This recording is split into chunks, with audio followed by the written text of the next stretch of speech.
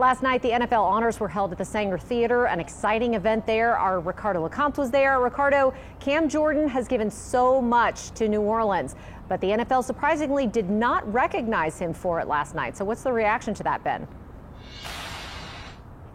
Yeah, Katie, and I think everybody who was watching locally was a bit stunned that Cam Jordan did not win the Walter Payton Man of the Year award. And it was more so they were stunned about how that approach to how that announcement unfolded. You had Saints legends Drew Brees and Steve Gleason on stage for the introduction of that award. You had the broadcast cut to Cam Jordan in the seats a few times. And then you had Brees reading an introduction that appeared to be for Cam Jordan. However, it was for Jaguars defensive end Arik Armstead. And yes, he is a very deserving candidate for the Walter Payton Man of the Year award. But those rooting for Cam Jordan, his teammates in the crowd at the NFL honors, his family as well as his fans, were all a little bit disappointed that Cam Jordan did not win that award. I caught up with Cam on Radio Row earlier today to see how he felt after falling short of being named the Walter Payton Man of the Year recipient.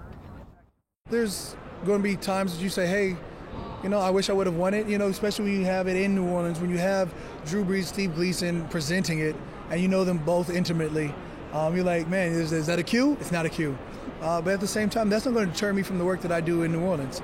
If that was the case, I might actually be upset about it. But my end goal has always been to serve my community the best that I can. It's my third time being nominated.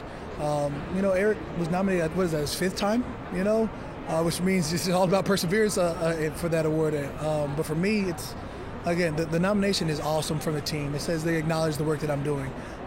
But it's not my goal. My goal is to somehow, some way affect the next generation in a positive impact.